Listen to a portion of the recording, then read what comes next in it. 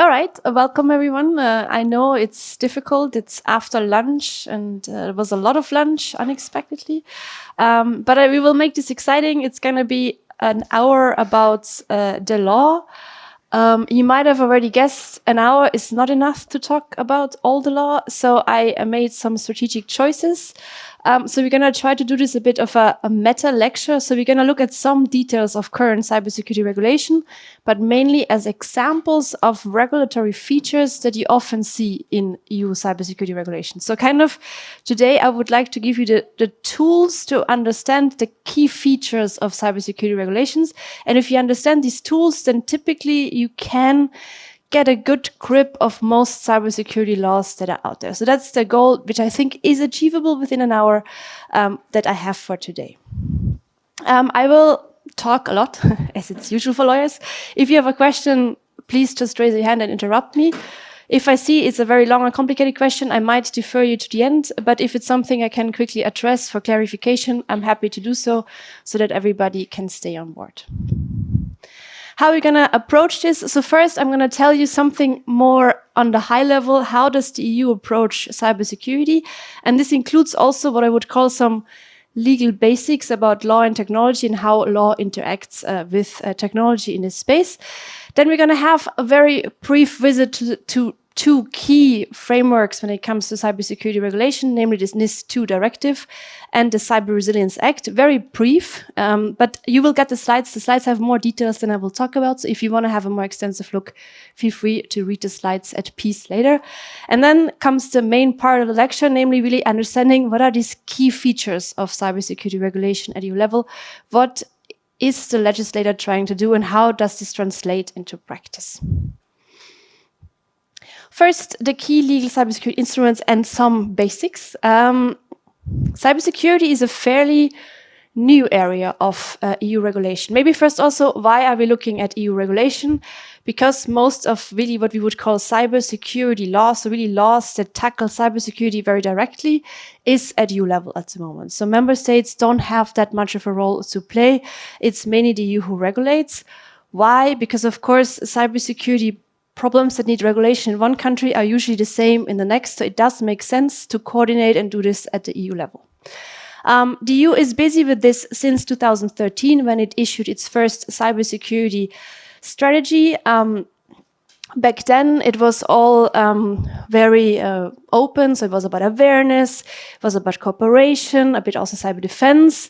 And this eventually has led to the first two instruments from cybersecurity law, the NIS1 directive, you might have heard of the NIS system at some point, and the Cybersecurity Act.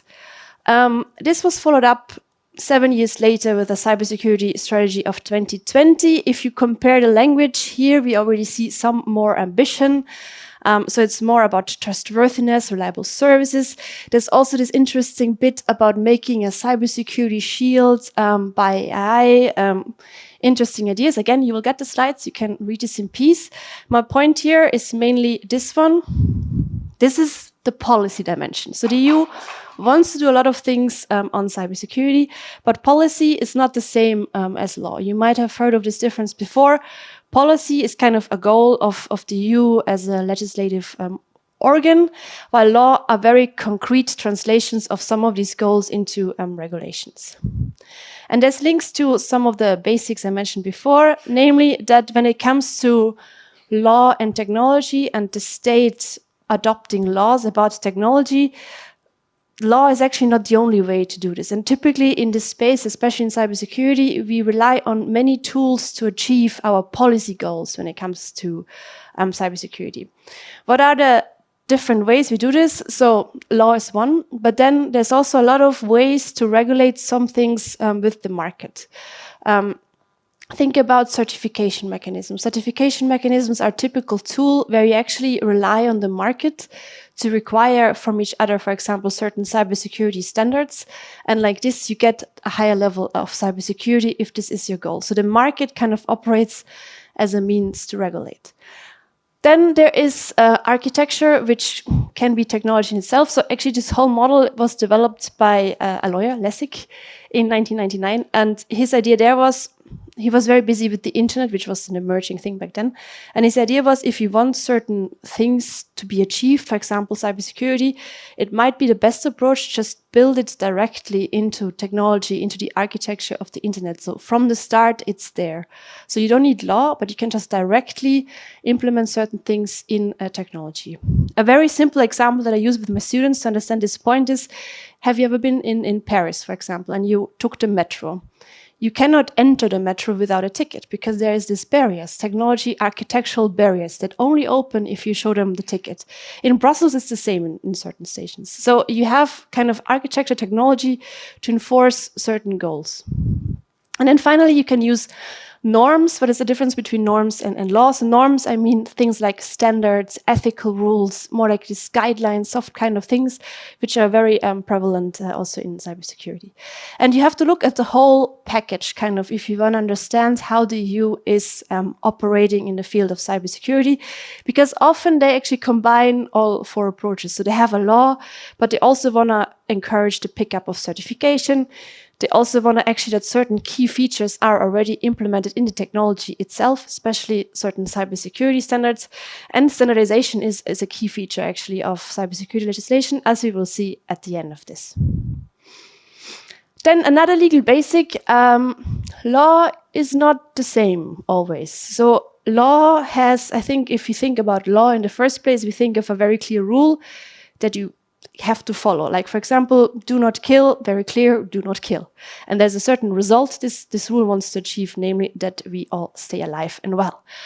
So this is the first dot here. So the law requires a certain result, and this is fairly easy to enforce because that result, if it's not achieved, you can punish people, for example, with criminal law. If you think of what a cybersecurity technology field, you can require a certain feature. For example, we will hear today, there's a lot of notification obligation in cybersecurity law. If something happens, you have to notify a certain authority. That's very clear. If you do not notify, that result is not achieved. You can enforce. Then the law has things where you don't have to achieve a certain result, but you have to do your best. And that is then more tricky. Also very common in cybersecurity, we will see this at the last part of the lecture, you have to manage risks, for example. You have to manage the risks of certain products, of cybersecurity. And you have to do your best there. It's not a concrete result, you just have to do what you can in a certain circumstance. Can be enforced, but of course, much more difficult, because how do you know if someone did their best? And we will see how the law tries to operate in cybersecurity with standards to test this. And then finally, and again, if you start reading cybersecurity legislation, you will see this a lot. The law can also just encourage certain things. For example, in the field of cybersecurity, if you look at NIS 2 or the Cyber Resilience Act, there's this provisions on the member states should encourage cyber hygiene and cyber awareness. So an encouragement in the law that is actually not enforceable. So there's not going to be someone who comes to the country and say, you did not encourage enough awareness. It's kind of, personally, as I'm a bit of an old school lawyer, I think this last thing should not even be called law because it's more of a policy. But if you look at recent legislation, it's there a lot. So more of encouragement, you have to make a plan, you have to think about this. Okay, but there's no enforcement behind it. We will focus on the first two in the later part of the lecture, but just to already make you clear, all law is not the same. There's different variations. And then a last bit of legal basics. If you think about the law, it works with language, and we might have already known language is extremely ambiguous, especially written language, because, you know, in the end, law is a written text. You don't know how someone meant it, so you can just operate with the text. And that makes it often very difficult to understand what is a law actually saying, especially in a field like cybersecurity, where there's so much technical expertise also kind of required to understand certain rules. So it can be very difficult to understand what a law actually means. How do legal persons approach this? How do lawyers approach this? We work with the rules of legal interpretation. And no worries, I will now not give you an introduction to all of them. Just very briefly, what is legal interpretation? Basically, look, what do the words mean? That's the first one. Like, you take a dictionary and you say, okay, this word is supposed to mean that, so I guess that's what they meant. That often brings you somewhere, but not to the very understanding of the rule. So you go to the next step, you think, okay, this rule that I'm trying to interpret is within this particular directive, is within cybersecurity regulation. So there has to be a link to cybersecurity. It can sometimes help you get the context of a rule, and they can help you interpret it. The most important, and hence in red, is what we would call the teleological interpretation. Telos is Greek and means the purpose. So you think, okay, what did this whole law, like think of NIS2, the directive, what does it want to achieve? And then you have to try to interpret all the rules within it with this goal in mind. So you have to achieve this goal, and this is how you interpret the rule. And that's the most important technique. And this is why when I will talk about NIS2 and also the Cyber Resilience Act, I will spend a bit of time trying to understand what is this that these laws actually want to do, and what do we have to keep in mind when we interpret the rules within this law. And then finally, but this is more popular on the other side of the Atlantic than here, there is something called the historical interpretation. So you actually look at what did the legislator want. It might sound the same as what is the purpose, but there can be a lot of time between the making of a law and it really being in effect. And things can change within this period, especially in technology. Technology can evolve. So it's not always useful to really go, okay, what did the original legislator want with this law? Because that might no longer be that relevant. Something else might be relevant for which you can use the law. Hence, in Europe, we prefer to look at the purpose more objectively. In the US, they sometimes have this idea, you have to really go, the founding fathers of the constitutions, what did they want? And this is how you have to interpret the rules. Again, it's a bit of a cultural difference. In the EU cybersecurity regulation space, we really try to look at the purpose a bit removed from what the politicians want behind it. This is also useful because especially at the EU level, if we have a text, you will often see both sides of the political spectrum say, okay, this is the text we wanted. And you're like, how can this be? Well, that's because they leave the text purposefully vague or purposefully ambiguous, and then both sides can claim victory. And then it's not very useful to try to understand what they originally wanted. It's better to look at the law objectively and try to see what does the law itself say it wants, and start from there. Promise this was the last bit of legal basics, but I hope this will help for the rest of the lecture. Going back, so what is then the legislation that we have on cybersecurity? So the very first one was a directive on attacks against information systems. That's basically an implementation of the cybercrime convention. So this idea of hacking and this kind of crime should be similarly regulated across the EU. Not so relevant today. Then we had the GDPR, data protection has a big part on data security. Then we go to the first proper cybersecurity law, which is NIS 1 in 2016 and is now replaced by NIS 2. And this idea of we have to protect certain network and information systems. Certain entities are especially crucial for cybersecurity, and they have to put in place certain measures. Then we had the Cybersecurity Act, which has this grand name, but if you actually look at it, it's what is this very soft part of the law. It's a lot of encouragement and guidance, and they try to set up certification schemes which are voluntary. So it gives a framework, but it's not really about cybersecurity as such. I find the name actually rather confusing. The Cyber Resilience Act, on the other hand, is a rather powerful piece of legislation. We will revisit it later very briefly, with this idea that digital products, especially if they could affect cybersecurity or are products that operate for cybersecurity, have to meet certain criteria. And then there's also a lot of sectoral cybersecurity legislation. We have special legislation for medical devices, for AI, for the financial sector, for telecommunication data, EIDAS, some of you might have heard of this idea that there should be, again, it's a very soft type of law, that there should be trust services, and if they have to meet certain requirements. So there's a lot of other laws. We will focus on NIS 2 and the Cyber Resilience Act as the two most powerful or strong laws of the whole package, but just know cybersecurity legislation in the EU goes very, very far. But again, I hope with the key features that I will teach you or talk to you about today, you will be able to also look at these other ones and kind of understand the core logic of them. All right, NIS 2. So NIS 2 is, of course, the replacement of NIS 1. Both came with this awareness that there's more and more cybersecurity issues, and that these cybersecurity issues are not well addressed. And I think one big wake-up call for the EU legislator was the big WannaCry attack in 2017, which affected public infrastructure, hospitals, and so forth.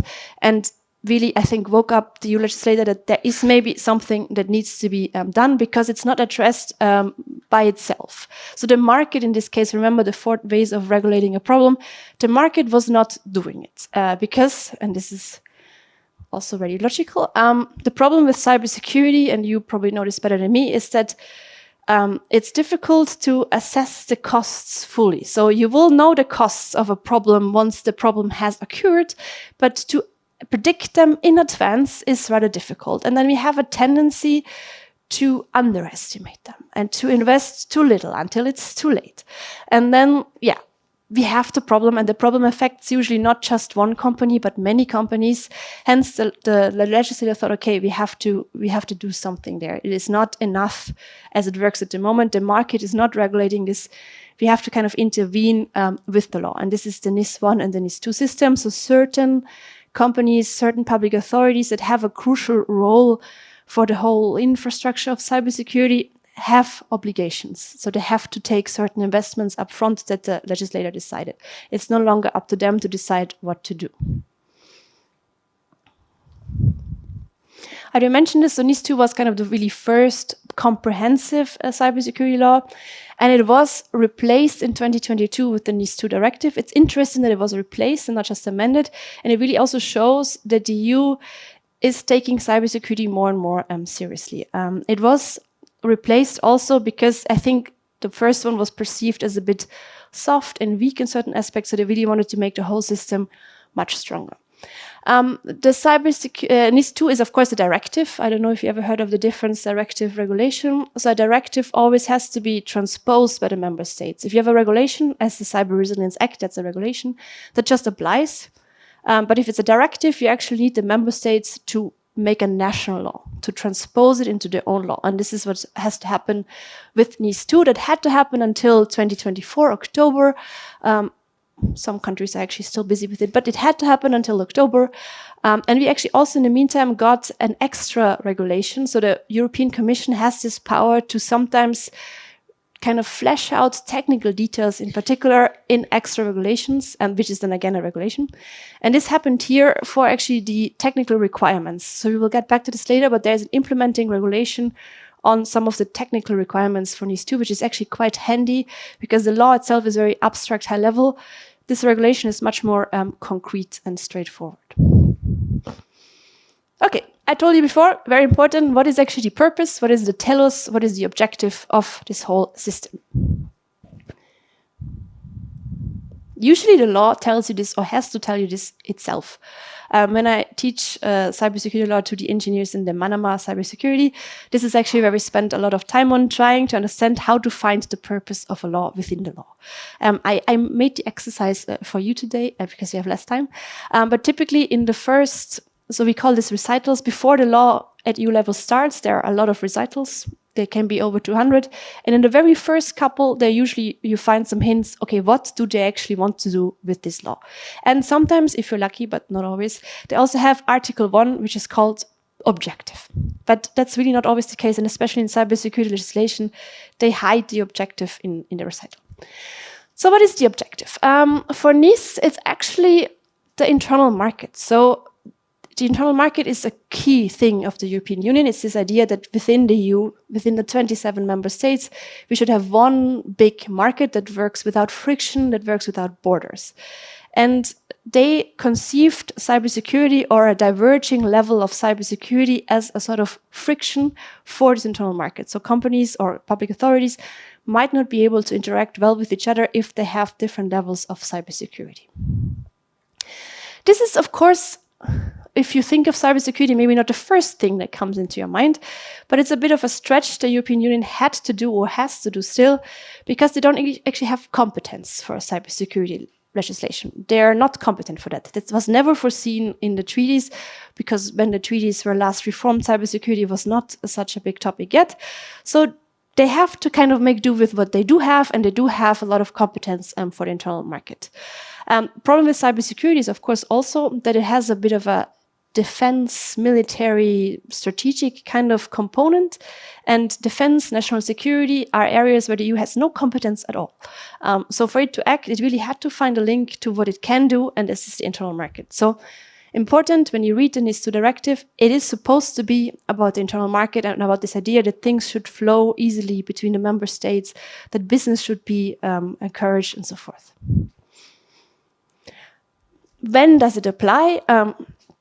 So the NIS2 directive, and this is the article itself, it's very complicated, but it applies kind of to public and private entities. And these entities have to be either of a very critical nature or have to be of a certain size. I have the details on the slides, but I will go through them now very quickly because, again, this is for you to digest at home. For now, it's only to demonstrate a bit to who does this apply. So who has to think about the internal market and cybersecurity under the NIS2.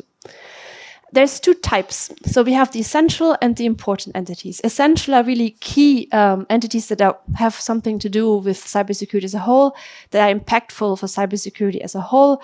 You see here certain things listed like banking, energy. For them, size does not matter. So if you are in one of these critical sectors, you have to apply NIS2. And then there are the important entities, which there the size matters, so they have to be at least a medium-sized enterprise, and then there's also certain sectors listed in the annex when you fall under this or not.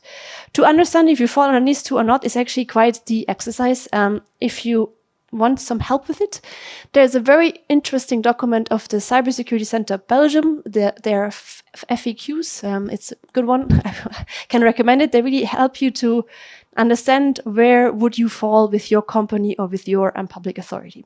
So if you are interested for yourself, you can try this exercise. In general, if you want to do it only with the law, you have to look at the annexes and then at the size of the whole thing. Why does this matter? This difference between the important and essential entities. Actually, and I think that's another trick of the NIS2 directive, it doesn't matter terribly much, actually. If you are under either of those two, you are under the full scope of obligation of NIS2. But when it comes to supervision and enforcement, so each member state will have to have an enforcement authority, then if you are an essential entity, this enforcement will start really from the very first moment. They will proactively look at you and see if you're complying.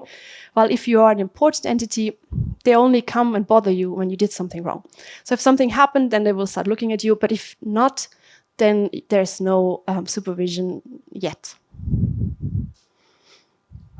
What's special about the NIS2? So the NIS2 is on top of all this sector-specific legislation that I mentioned before. Especially in banking, we actually have DORA, which is stricter, and then DORA applies and not the NIS2. And then also because it's a directive, member states are actually allowed to go further. So in case of NIS2, it's very important to look at the national law because they might have implemented extra measures on top of what's already in there. All right, this was our brief intro into the NIS2. We will return to it with examples from the different features of cybersecurity regulation. But for now, key thing to remember, objective was internal market, who is covered, the important and the essential entities, which are private companies or public authorities, which have some sort of role for cybersecurity as a whole. So remember those two things. Yeah.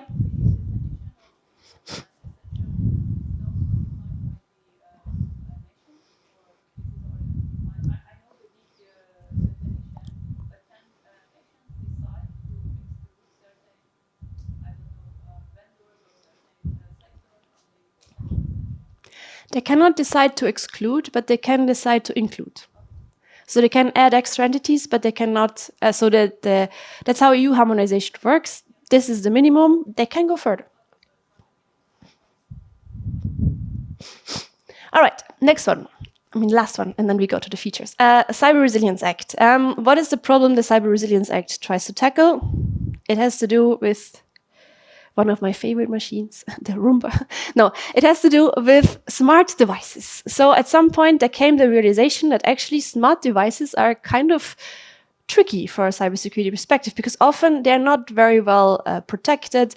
They have default passwords and all kind of other things. They can be hacked. They can be a vulnerability.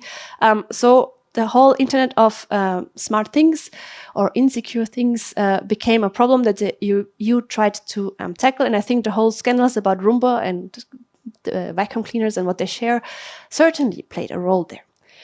What is then the objective of the Cyber Resilience Act? Again, a link to the internal market. Same reasoning as before, because still no competence for cybersecurity. So we have to find an angle as an EU to enter here. Again, it's the internal market. And here, I mean, at least here the link, I find it a bit more logical, because indeed it's about products. It's about products that you want to sell and distribute within the EU. And it's okay. I mean, product legislation is a core feature of the EU. We have all kinds of product safety standards. And now they're like, okay, we will also have cybersecurity standards for products that we sell within the EU. So that's the goal. We want that all products that have some effect on cybersecurity to have a certain level of cybersecurity in order to be sold on the EU market. The Cyber Resilience Act is actually kind of a hot off the press type of law because it's not applicable yet. So it will apply from December next year in 2027. Some things apply July this year, but that's mainly certain bodies that you need for the whole procedure. And then there are some things that will apply from September, which is linked to the whole idea of communicating about vulnerabilities, which I will return to later. So it's not law yet. It will be partially law soon, but it also requires quite some changes. So that's why I think the legislator chose for a very long period between the adoption of the law and actually the entering into force. To who will the Cyber Resilience Act apply? So we had the entities, so really companies or authorities under these two. Now we look at products. So we don't care so much who makes it, we look at the product, the digital product, and that you want to make available on the EU market. So that's the core concept to understand when the Cyber Resilience Act apply. And this product is a connected product. So think back of the problem this law wants to solve, the Internet of Things. It's a product that has in some way or form connection to the internet. Also product, don't think to hardware. So product can be software, can be anything. Product is really broadly understood. Whatever you can sell can be a product. Yeah?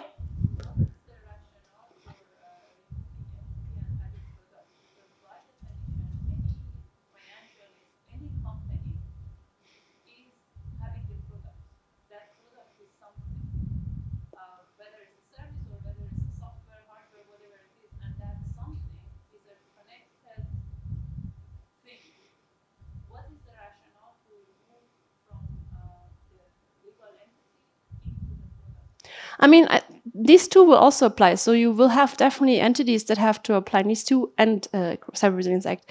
I think the rationale is mainly that we have a lot of experience with product legislation in the EU, and there's a whole mechanism that also the Cyber Resilience Act tags into, which is called the new legislative approach. It's not that new, it's from the 80s.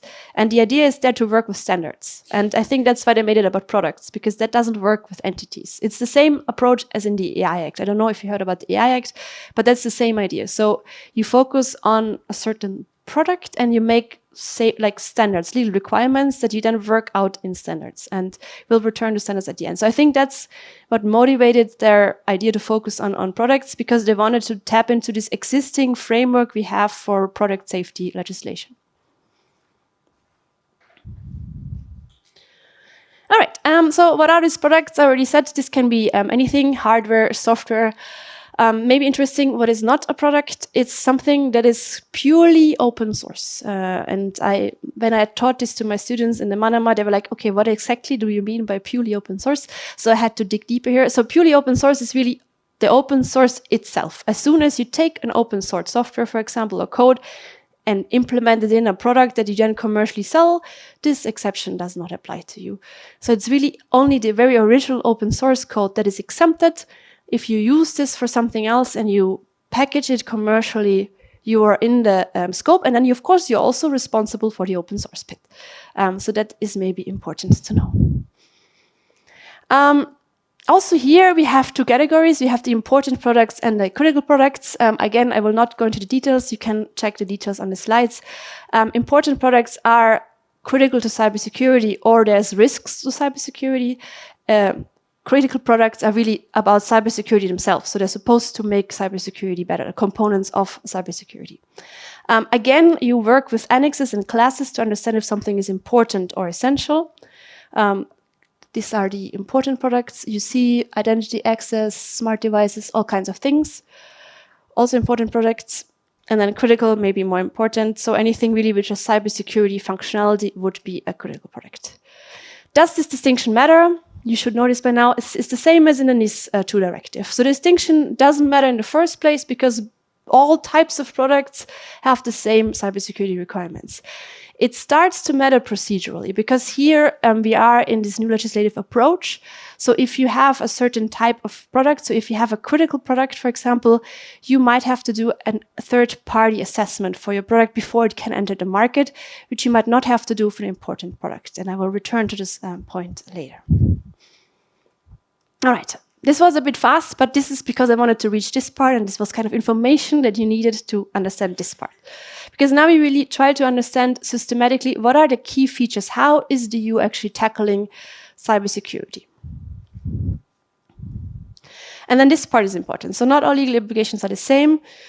There are really obligations that require a certain result, and then there are obligations that require your best efforts. What do you think is more prevalent when it comes to cybersecurity? Results or best efforts? Maybe we can do about two things. Cybersecurity law has a lot of results obligations.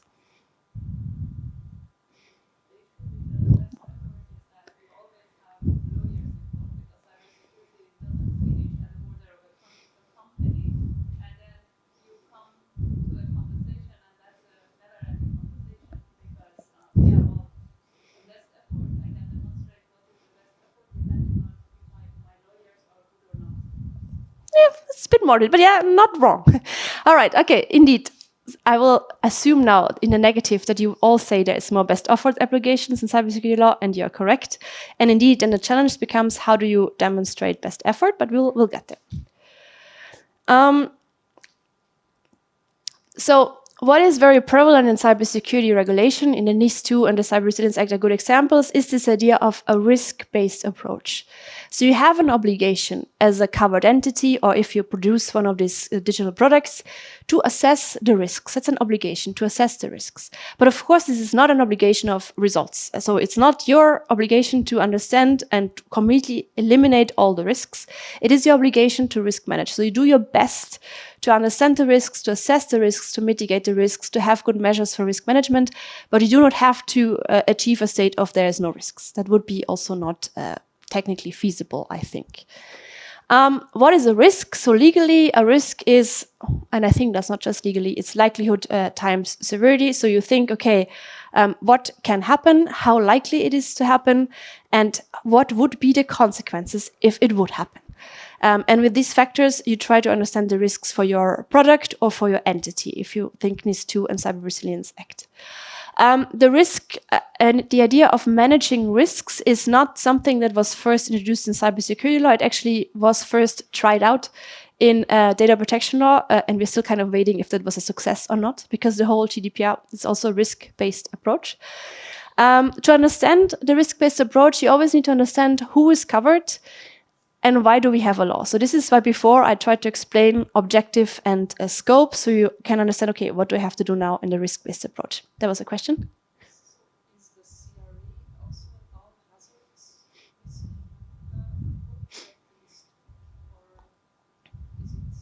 Or is it really focused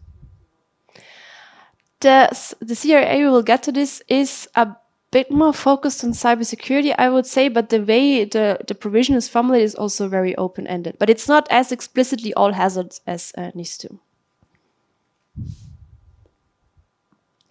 All right.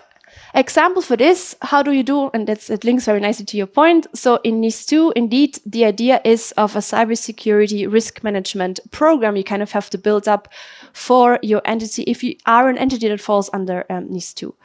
So you need to take appropriate, and that's always the formulation, appropriate and proportionate technical, organizational, and operational measures to manage the risks to the security of your systems. How do you understand what measures you have to take? Also here, if you look at the legal provisions, you will always find some clues. In the NIS2, you see the talk about the state-of-the-art and standards. So this idea of you have to take the measures that are state-of-the-art, and typically you can demonstrate this by following the latest standards, for example, on cybersecurity. How do you understand if something is proportionate, a proportionate measure? Also here, the NIS2 is bit more explicit than other laws. And they say you have to think of the exposure to risk, the size, the likelihood of occurrence, etc. In the end, it's still our typical formula for risk, so severity times likelihood, but they flesh it out a bit more. You also have to think about the societal and economic impact. And as your colleague mentioned, it's an all-hazard approach. So there actually are some minimum measures that you have to take for sure. The Cyber Security Center Belgium makes very nice infographics. This is one of them on the minimum measures that you have to take under NIS2. So this is the minimum you have to do, and then on top of that you have to deal with the specific risks to your organization and find measures specifically to that.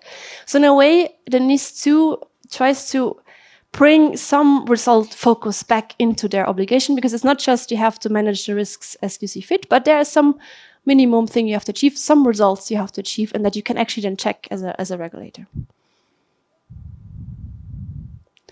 Something that's also interesting about the risk approach of the NIS2 is that they also think about the supply chain. So it's not enough to only manage your own risks. You also have to think about your supply chain, so who you are using and where you are being used. And both sides, you have to also assess the risks and take measures if needed. But all of this really fits with this idea, okay, you have to take your best efforts, you have to think of the risks, and you have to manage the risks. Best efforts, so not results per se. That's one of these best effort features. Another feature that's very common in cybersecurity regulation is this idea of by design. Again, I think we often see that if you think of cybersecurity as an afterthought, once you build the product, for example, the digital product, then it will be difficult. Like often you have to really think of cybersecurity from the start to make it work. And the same is actually in data protection, where this comes from. You often have to think of how can I comply with data protection and privacy from the beginning of developing a product. And the law has recognized this. And this is also not something new. Like I have a brother who's an architect. He also has to build a house according to the regulations. So he has to first think, okay, these are the building codes, these are the environmental laws, these are the regulations, and then he designs his building. And the same kind of principle they want to transfer to technologies and digital products and so forth. Because, of course, the problem is that things move very fast in technology development, and there's sometimes this attitude that you move very fast and you break things, and sometimes these things cannot be repaired. So I think this is where the EU comes in and says, okay, no, these are things you cannot break. You have to consider from the start. And this is what we call by design requirements. And a very good example for this is what they introduced in the Cyber Resilience Act. So the Cyber Resilience Act, as we said, is about products, about digital products. And here you will have to think from the development stage of the digital product of the cybersecurity risks. So you have to really think from the very start of making your product, how can this product be secure in the sense of the Cyber Resilience Act. So during planning, design, development, and production. Again, I think a link to the risk management. So risk management doesn't start once you have a finished product, but actually begins at the very start of the product. And also, interestingly here, while in the GDPR, data protection by design and by default, we talk about legal risks that you have to consider. Here, the law speaks about cybersecurity risks. So this could be technical, legal. We don't know, actually. I would read it as both, legal and technical. So cybersecurity risk in the sense of you have to be able to comply with the regulation, but also cybersecurity risks, it has to be safe in the sense of secure. Another key feature that links to this whole risk management, but is actually not an obligation of best effort, but actually one of results, is the idea that you have to, that you have to notify. So all cybersecurity laws, not just NIS2 and the Cyber Resilience Act, work with this idea, okay, if something happens, then you have to notify the authority within a certain time framework, 72 hours, 24 hours, there's different time frames. This is, of course, really a result. So you have to do this. If you don't notify, you're very clearly in breach of your obligation there. When this is triggered depends on the law. So if you look at the GDPR, it would be if something with personal data happens. In some laws, data in general, so it doesn't have to be personal. And actually for NIS2 and also the Cyber Resilience Act, it will be more about a cybersecurity incident. So anything related to cybersecurity could trigger your notification obligation. To look a bit closer it is for the NIS2. So for the NIS2, it is without undue delay that you have to notify if there is a significant incident. So not every incident, again, a bit of a risk approach here, but only if it's significant. And when if it's significant, if it can cause severe operational disruption or financial loss, or if it has affected a large number of people. So kind of logical elements to understand when you have to notify. Okay, now we return to the point you raised before. All these obligations of best efforts, then it kind of means you just need a good lawyer and you can get away with everything. I think you overestimate the skills of my profession. It's not just us. I think best efforts can also be more objectively assessed. And this is where standards come in. So the Cyber Resilience Act is a new legislative approach legislation, as I already mentioned, which works with this idea of standards. So it's an idea the European Union developed in the 80s for products. What was the point? So they said, okay, we want products to have certain features, safety features, usually health features. But we also know that law takes a long time to adopt and standards go much quicker. So the idea was, okay, we have a law that sets very high level requirements. And then we make sure that the details are up to standard, are up to developments by using standards. So the law refers to standards or to standards in plural. And with this, you can show that you are fulfilling the legal requirements. Because, and that's also important, by itself, a standard is not ever legally binding. So standards are always voluntary. You can rely on them, you can use them to show your compliance, but you're never obliged. There's no EU law who obliges you to follow a standard, yeah? Are these harmonized standards, or yes, are they publicly accessible for free? Because for a student who wishes to develop something, it's harder. Yeah, so when the EU law refers to a standard, and this is the definition of a standard in EU law, then it's usually a harmonized standard, which is developed by the official standardization bodies. And then there's a whole discussion whether or not this should be available for free. But we had a recent court case who actually said, since the standard is then kind of part of the legal framework, and you should always be able to access law for free, the standard needs to be free too. This is still, I think, a bit lost in translation in the sense that I haven't seen suddenly a lot of publications of standards, but I hope it will come. I've tried to access a standard on the basis of that court case, but never get the response. Yeah, I mean, I hope it will get we will get there, but indeed, I think there's a lot of resistance by the standardization bodies to actually follow the judgment. Yes.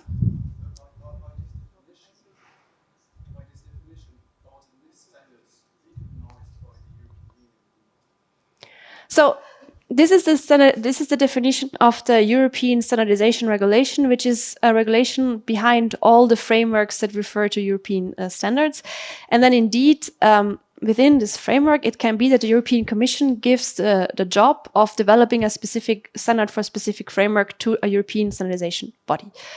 If this happens, then of course this standard is recognized by the Commission, but then it depends on the law what effect this have. For example, if you look at the GDPR, there's also a role for standards, but there, if you follow a standard or not, is really not relevant at all because there's no presumption of compliance. So if you follow a standard, you're not presumed to comply.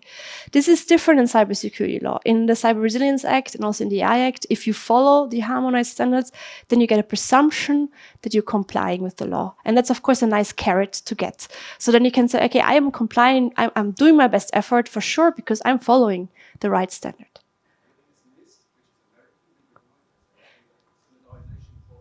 No. NIST is not a European standardization body. That would be... It's an American one, no? Yes, I think, so what you also have to know about, that's why I said a standard itself is never legally binding. So if you have to show that you're doing your best, you have free choice how to show this. So you can also show this by following NIST standards. Indeed, industry-wide, they are well recognized. But of course, then you do not enjoy your presumption of compliance. Then it's just on you to show, if I follow the standard, I'm actually fulfilling your legal requirements. But then it's work for you to show this. Yes? It's actually worse than that because in recent years there has been this tendency that only Sentinel can truly make harmonized European standards, and even ETSI is being played out of the ballgame. And so now we have the problem that Sentinel is being really slow because they have been commandeered by the Commission to write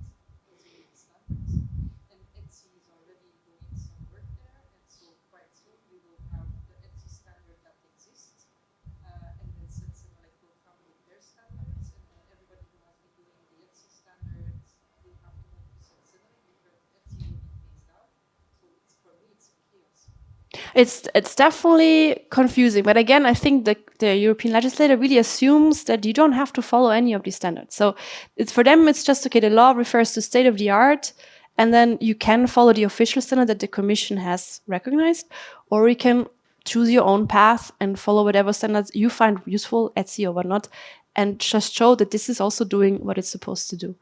But I can understand that for practice, this is kind of confusing, but this is built into the system. The idea of standards was never that there will be only one standard for a thing, because the idea was always there should be a variety, and then you kind of can choose what works for you to demonstrate that you can meet the legal requirements. All right, back to this. So standards, we already saw the definition. We already heard a bit about standardization bodies. Typically, there are 3 levels, so international, European, and national. They are also linked. So typically, if you're a member of the national standardization body, you can move up, and then you can move up one more. But how to become a member of the standardization body is sometimes rather complicated to understand. But the easiest seems to be at the national level. And the idea of standardization bodies is actually, I mean, that's how it was originally developed in the 80s. You have experts, so technical experts who look at the problem with an objective mindset, often scientific, or scientists also involved, that really try to find the best solution for a certain problem, and that are not influenced by politics and all these other things. Of course, in the meantime, from research that we have, empirical research about standardization organizations, this is not really how it works there either. So they are sometimes as political as any parliament or whatnot. And who sits there can also be quite controversial, because you do not get paid for sitting in a standardization committee. So it's kind of voluntary work. And some of these committees, if you develop a standard that takes a lot of hours of meetings, you sometimes have to fly to different countries. So if you have to do this all self-funded, that's a bit unrealistic. So who sits in these bodies? It's usually people who are sponsored by certain people with interests in that the standard goes a certain way. So you can influence the standards, is the message I want to give you. Standards can be about absolutely everything. These are my favorite examples that I found for each level. So on international level, we have a standard for office furniture. Very nice. On European, we have one for matches. And then on the national Belgian level, we have one for mental workload, which I also find very interesting. So standards can be on absolutely everything. But of course, when it comes to cybersecurity, standards are typically about technical measures, technical requirements that you have to put. But just to show, standards, it's a very open thing. Can be really about absolutely everything. How does the standard thing work? And now I'm not talking about only the European way, but the general way. So you will have a proposal for a standard. You will have work in the committees. There's a lot of commenting going on, so that the procedure is quite, meeting heavy, as I already mentioned. There will be also a public consultation at some point for every standard, and then there has to be consensus for adoption. The most interesting part about standards is that typically they only last for 5 years, and after 5 years you have to update or revise them, and then you have to do the whole procedure again. This used to work well in the past because they agreed on standards fairly quickly, but nowadays standards take almost as long as laws to make. As was mentioned, it takes a very long time for a committee to agree on a standard, maybe also because they're overworked. So this whole idea doesn't work quite as well as it used to. I already mentioned this, so the EU uses standards a lot for what they call the new legislative approach. This idea of we set some minimum requirements, basic requirements in the law, and the details are in standards. And if you follow the standards, I mean, it depends on the law, but if the law indicates a certain standard and if you follow that standard, then it might be that you enjoy a presumption of compliance, which can be very useful as a company or public authority. If you follow a harmonized European standard, you can get also this very famous CE logo. So if you follow it, then you can put this logo on your product or whatever. And that shows that you claim that you follow the standard. What's important here is, if you see a CE logo, that does not mean there has been a third-party assessment. It does not mean there has to be any authority who looked at it. It's just you claiming that you are following the harmonized standard. And then what I always do with my students, but because you're a bit at the end, so you can do it later, look around you at your desk or laptop and find the CE logo, because if you do that, you will realize they're absolutely everywhere. So there's a lot of standards, harmonized European standards on absolutely everything, all around us. But yeah, you can do this in the break. The last bit, maybe, what does it mean, this conformity assessment? So typically you have the publication of a standard in the official journal, so this European harmonized standards. You do your conformity assessment, and there is two ways. And this is why I said before, if you see a CU logo, that does not mean there has been a third body who looked at it, an independent assessment. This can be very well self-assessment, because actually most laws, the AI Act, Cyber Resilience Act, self-assessment is the majority. So you assess yourself if you have followed the standard. You have to, of course, have documentation if a regulator asks, but the assessment you do yourself. It's only in exceptional cases that there will be a requirement that you have to go to a body that assesses your conformity assessment body that gives you, okay, you are compliant or not. Of course, a third body that's much stronger. If there really has been a third body that looked at your product and said, okay, you're complying or not, that's a much higher guarantee that's actually complying than if you did it yourself. You put the logo, and then there can be enforcement, which is typically done by market surveillance authority, which are economic authorities each member state has, and they kind of look, have you attached the logo correctly or not? Are you really following the standard or not?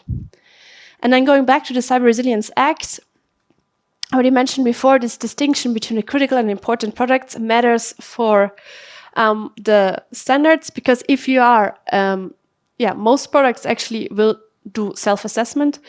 Only if you're a critical product do you have to go and get certified by a third body assessment. So by a conformity assessment body.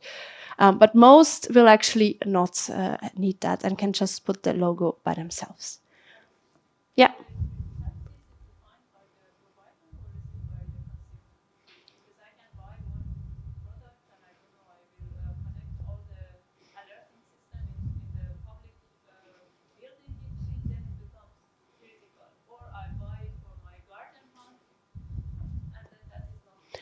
Yeah, I think then you have to go, so this critical and important product in the Cyber Resilience Act is actually very difficult to decipher, and we're still busy with it. I hope we figure it out until next year when it applies.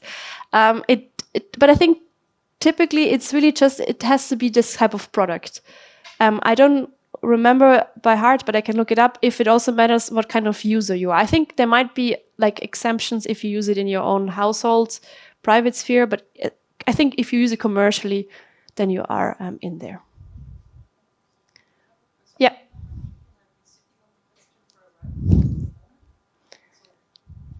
Most of us here are students, right? And we are all doing our little research for ourselves.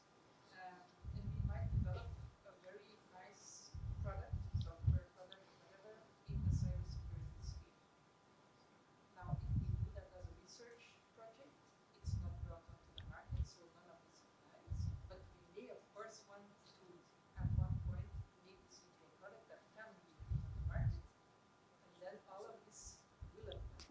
So what do you advise us, students, how should we approach this to make sure that once we have discovered that we have a kick-ass thing on our hands here, that we can just go towards the next step and try to commercialize the product and not have to jump through all of the hoops one more time, and maybe see that the way that we have developed our thing is completely off the wall. We will never be able to get the conformity assessment right. So what is your take? Yeah, I think this is where this by design idea comes in. So in your development phase, it might be already useful to look at all these requirements, because actually the law always describes them itself. So you don't have to even look at the standard. The law itself has the requirements, and then in an annex, they're a bit fleshed out. And then the standards are supposed to flesh it out even more. But I think with the text of the law and the text of the annex, you already get a very good idea where it's going. So I think if you take this into account from the start, it can be very helpful. Of course, I know the language these laws are written in is not the most approachable, but there are, I have mentioned several times, for example, the Cybersecurity Center Belgium has very nice infographics, fact sheets that make it a bit more concrete what these requirements mean. You can also find interesting things on the website of the Commission itself. So I think if you look at this a bit before or like during your development, then that can go a long way in making sure that at the end, if you do ever commercialize, you will not have problems here. Yes? Is there a link in the Cyber Resilience Act between the Danish criteria and the common criteria? Are they used for positive evaluation at the EA levels? I'm not sure I'm understanding the question. So what's the Cybersecurity Act assess them? No, I think the common criteria that are used, for instance, to have the equivalence with the fixed American standards. So we have the EL 1, 2, 3, 4, for instance, with the operating systems for the HS7 and everything. Is there any mention of that in the? I mean, I think indeed your colleague is right. We do have something like this on a European level, the common criteria under the Cybersecurity Act. But of course, they're again European and ESA developed, not the American one. But again, like before, standards are always voluntary. So if you can show that what you are using or what you're following is actually meeting those legal requirements, the task is on you to show that, then you might be able to use them. But it's not specifically mentioned to my knowledge. Because the idea is that we have our own. All right, then I will very briefly go through my 3 conclusions and then we can do more questions. So first, I think cybersecurity law is a growing field of law. I mentioned it very briefly, but there's actually a lot of laws that are about cybersecurity. And if you think that this all happened since 2013, which for me seems like yesterday, but it's very young for law to have so many like laws so quickly that also follow each other so rapidly. It's very unusual. Usually law moves much slower, and maybe that's not actually bad because then you have more time to make sure that your rules are solid, that they have some science behind them, that they actually will work. While this rapid movement, I'm a bit skeptic of that. But that's what's happening, so we have to deal with it. Things are changing all the time. For example, the Cyber Resilience Act. There are some rumors that they might change that too before it even enters into force, which they now did with the AI Act. So try to follow the policy news of the EU if you can bother with that to see what will really happen. Then also what I really wanted to show today is that cybersecurity obligations are often rather open. So a lot of them are these best effort obligations where you have to find your own way to show that you're compliant, and you have to really just do risk management, risk assessment, mitigation. And then finally, there's room for standards, but I think and that was actually quite nice. We had a lot of intervention to show that standards are in itself also problematic, the way they're made, the way the EU law is encouraging them. Also, indeed, we are very EU focused in the EU, and there are excellent standards outside of the EU. How will they play a role? How can they play a role? It's still a discussion. I think the Commission is currently considering rethinking its standardization approach, so making it more open. Will that happen? We'll see in the coming months, years, what will come here. This was what I wanted to say. We still have, I think, 3 hot minutes for some more questions if you have them.